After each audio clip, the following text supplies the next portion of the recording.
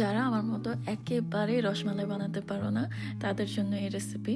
যেহেতু আমি পেরেছি তোমরাও পারবে।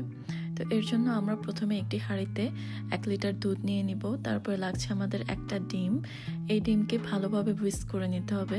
আমি এখানে শানের রসমালাই মিক্স ইউজ করছি, তোমরা মিল্ক পাউডার ইউজ করতে পারো, রেসিপি সেম থাকবে। আর দিয়ে দিচ্ছি ঘি।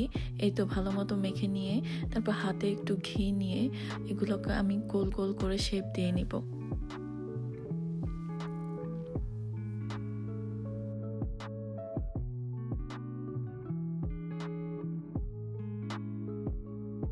তো অলরেডি আমার সবগুলো মালাই চপ বানানো শেষ। এখন আমি এগুলোকে অ্যাড করে দিব দুধের মধ্যে।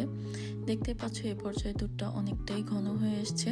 তারপর আমি 5 মিনিট ঢাকনা দিয়ে ঢেকে কুক করে নেওয়ার পর দেখতে পাচ্ছ প্রত্যেকটা রসমালাই প্রায় ডাবলের চেয়ে বেশি হয়ে গেছে। এরপর আমি আরও 3 মিনিট কুক করেছি ঢাকনা ছাড়া। এই পর্যায়ে আমার রসমালাই একেবারে রেডি। আমি বেটার টেস্টের জন্য ওভারনাইট ফ্রিজে রেখেছিলাম। তারপর আমি সার্ভ করে তোমাদেরকে দেখাচ্ছি। So if you like this video, please give me a thumbs up. That really makes me happy. And thanks for watching. Bye bye.